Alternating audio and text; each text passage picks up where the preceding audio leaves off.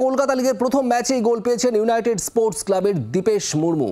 দল জিতলে আরো বেশি খুশি হতেন বলে জানিয়েছেন তিনি। তখন ম্যাচে 40 মিনিটের খেলা হয়ে গিয়েছে।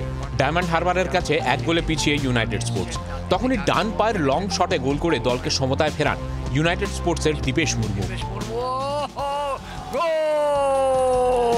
গোলকিপারের নাগাল এড়িয়ে বল সরাসরি জালে জড়ায়। প্রথম ম্যাচেই গোল পেয়ে খুশি দীপেশ, কিন্তু দল হেরে যাওয়ায় মনও খারাপ। প্র্যাকটিস তো হয়, এরকম প্র্যাকটিস করা হয়, কোচ প্র্যাকটিস করা, শুটিং প্র্যাকটিস করা, শুটিং করেছি, গোল চলে এসেছে, খুব ভালো লাগছে। কোচ তো পরের ম্যাচে পয়েন্ট চাইছে, কারণ ফার্স্ট ম্যাচ 1 পয়েন্ট আসলেও খুব ভালো থাকতো, খুব ভালো হতো। ম্যাচ লুজ করেছি, তো পরের ম্যাচ চাইছে 3 পয়েন্ট পাওয়ার।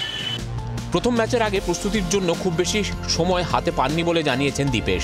পরের ম্যাচ থেকে তারা 3 পয়েন্ট পাবেন বলেই দাবি এই ইউনাইটেড স্পোর্টস ফুটবলারের।